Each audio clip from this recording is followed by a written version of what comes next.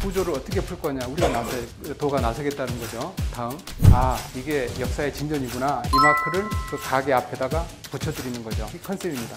우리 경기도에서는 안전전세 프로젝트를 그동안 쭉 해왔는데, 이 업무가 공무원이 정책만으로 되는 게 아니라 공인중개사 협회와 시민들과 함께 해야 나가는 프로젝트다 보니까 굉장히 어려움이 많았습니다. 이 안전전세 프로젝트라는 것입니다. 지금 예방할 방법이 뚜렷한 방법이 없어요. 이것 말고는. 이 구조를 어떻게 풀 거냐, 공공이 나서야 되는 거죠. 도가 나서겠다는 거죠. 구조는 간단합니다.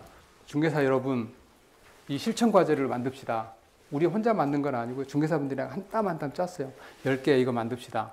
그리고 공인중개사는 3만 명이 돼요. 우리 경기도 내에는. 이분들 중에서는 나이 많으신 분도 있고 또 감이 떨어지는 분도 있잖아요. 그분들을 누군가 또 관리를 해줘야 되잖아요. 그래서 안전전세 관리단을 또 별도로 만들어요. 이 관리단은 민관 협력해서 만들어요. 대략 지금 1070명으로 구성되어 있는데 한 100명 정도는 공무원으로, 도하고 시 공무원으로 구성되어 있고요. 900명 정도는 그 협회에 경기도 지회, 시지회, 그 다음에 동분회로 구성되어 있어요.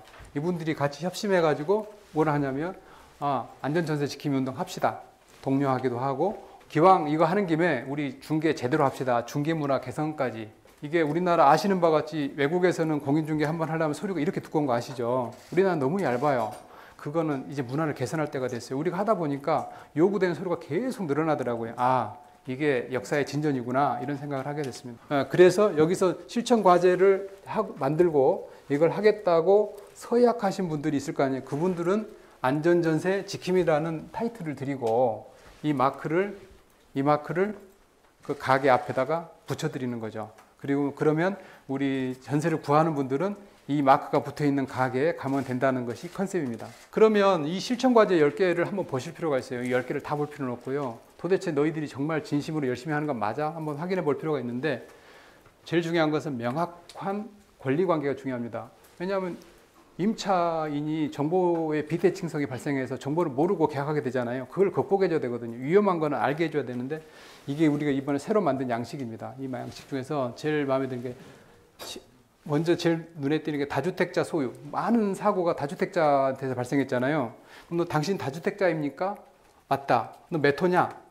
그리고 당신 임대사업자 등록했습니까? 등록했으면 보증보험 가입 의무거든요. 그럼 이제 안심하고 넘어가는 거죠.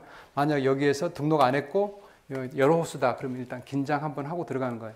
그 다음에 최근에 신탁 임대주택 사기가 많아요. 신탁 등기 권리 관할. 이게 뭐냐면, 이것도 알 필요가 있는데, 내가 신탁회사한테 돈을 빌려요. 임대인이. 그러면 이 집에 처분, 임대권은 이 수탁자, 신탁회사한테 권한이 넘어가요. 근데 계약은 이 사람으로 이루어지는 거예요. 이 계약은 불법이에요.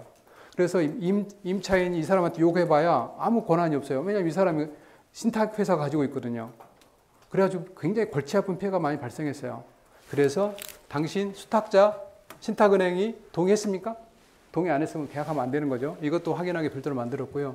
공동담보, 다세대 주택이나 다가구 주택의 경우에 공동담보 들어가는 경우 있거든요. 그 경우도 명시하도록 해서, 이번에 수원에서 가장 많이 발생한 게 이 사례죠. 이런 것들을 꼼꼼히 잡아서 정보를, 권리관계 확인을 명확히 하자라는 거고요. 여기 그다음에 체크리스트 24개거든요. 여기서 계약 전에 8개, 계약 후에 16개. 이 체크리스트 공인중개사 다 보시면서 하셔야 됩니다. 이 내용이 이 안에 들어가고요. 다음, 그리고 특약사항이라는 게 있습니다. 이 특약사항도 저도 이번에 보고 깜짝 놀랐는데요. 공인중개사분들하고 변호사들하고 협심해서 이걸 또 만들었는데요. 전세자금 대출을 계약을 해놓고 전세자금 대출을 은행에 갔는데 대출이 안 나와요. 그러면 계약금을 뜯겨야 될까요? 말아야 될까요? 계약금 뜯길 수 있잖아요. 왜냐하면 계약을 한 건데. 근데 그 특약에다가 전세자금 대출이 불가할 경우에는 계약금을 즉시 반환한다. 계약을 무효로 한다. 이 조항을 넣으면 그 계약금을 지킬 수 있는 거예요. 너무 좋은 특약사항이죠. 이게 무리한 게 아니라는 거죠. 또 하나, 보증보험 가입할 때도 계약을 하고 나서 허그에 가서 보증보험 들어주세요, 이렇게 하거든요. 근데 야, 너 전세가율이 높아서 너 또 이러저러해서 너 보증보험 가입 대상이 안 되겠어 라고 하면, 그럼 계약금 뜯겨야 될까요? 그럼 안 되잖아요. 그때도 계약을 무효로 하고 계약금 돌려주세요 라는 조항을 여기다 쓴다는 거죠. 뭐 이런 거. 그 다음에 뭐 담보권, 전세권 권리를 새로 발생시키면 안 된다. 의무를 임대인한테 부과하는 거죠. 이런 경우 많았잖아요. 예, 그리고 보증 그다음 소유권 이전 등기 신청하지 않는다. 소유권 넘겨버린 경우 많았잖아요. 않는다라고 명시를 하게 하고, 그 다음에 또 체납세금 고지하게 하고, 그것이 거시면 무효로 한다. 그리고 소유권 변경 고지하게, 내가 이제 계약하고 한 1년 정도 살았어요. 근데 이거 소유권을 이상한 사람한테 넘겨가지고 망한 경우 많잖아요. 또는 누구한테 넘길 때 내가 부동이 나한테 고지해야 되고, 내가 마음에 안 들면 그때 전세 계약을 해지할 수 있다는 조항도 넣으라는 거예요. 이거 너무 피해가 많았잖아요. 예, 빌라왕은 결국 자살했잖아요. 예, 이런 사례. 그 임대 계약 만료 시 전세 보증금은 즉시 반환한다. 이거 당연한 건데 이것도 넣어야 된다는 거예요. 이게 나중에 소송이 됐을 때 나를 지키는 굉장히 중요한 방어막이 된다는 거죠. 너무 좋죠. 이런 사항들을 지키도록 다 특약사항 명확히 안내하도록 하고 있습니다. 다음. 이렇게 해서 아까 전세 중개사들이 해야 될 일이고, 중개사들은 이렇게 열심히 노력하기로 약속한 사람들이 안전전세 지킴이로 나선 거고요. 그리고 그분들을 관리하겠다고 한 거고요. 그럼에도 불구하고 나를 지키는 건, 최종에 나를 지키는 건 나잖아요. 그래서 본인도 임차인도 해야 될 일이 있는데, 일단 당연히 안전전세 지킴이를 찾아가야죠. 어떻게 찾아가느냐? 안전전세 프로젝트를 그냥 뭐 구글이든 네이버든 다음이든 검색을 하면 경기 부동산 포털로 바로 연결되거든요. 거기에서 동참 사무소 조회 이게 떠요. 거기를 딱 클릭하면 지도도 나오고, 거기에 목록, 시군별로 목록이 나오고 그 연락처가 나와요. 여기도 지금 바로 클릭하면 도청사 주변에 한 20개 정도 떠요. 지금 벌써 30% 이상이 됐기 때문에 3만 명 중에 10,000명 이상이 가입을 했기 때문에 그 쭉 뜨거든요. 거기 가서 계약을 하고 이렇게 하자고 하면 돼요. 임차인 체크리스트 7가지 적용하고 있고, 특약사항 당연히 아까 똑같은 내용 특약사항 지켜야 되고요. 그래야겠죠. 내 조카, 내 아들이라고 그러면 당연히 그렇게 가르치셔야 되고, 네 번째, 안전전세 지킴이가 좀 시원찮을 수가 있어요.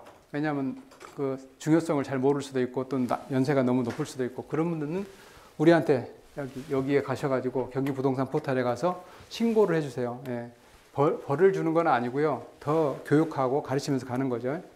예, 그렇게 해나가는 것이 우리들의 시스템이라는 거죠. 예, 다음.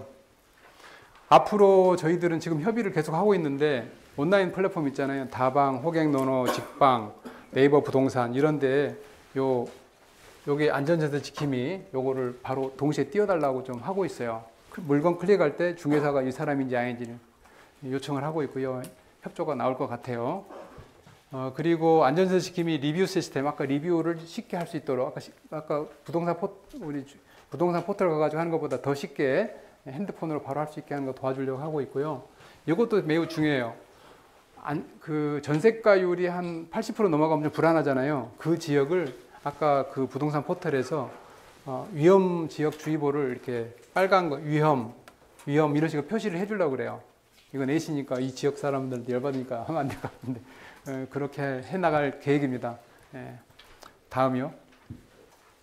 그래서 이거는 뭐 돌아간 이야기인데, 2월 달부터 협의를 개시해서 7월 15일 날, 이것도 기사 쓰기 편하다고 다시 써드린 거예요. 예. 7월 15일 날 발대식을 했고, 8월 말까지 여러 가지 해야 할 일들을 했고, 지금은 이제 확산시키기 위해서 나가고 있고, 현재까지 10월 15일까지 37%, 연말까지는 50% 이상 갈 거라고 저희들은 예상하고 있습니다. 여기까지 설명 마치겠습니다. 감사합니다. 네.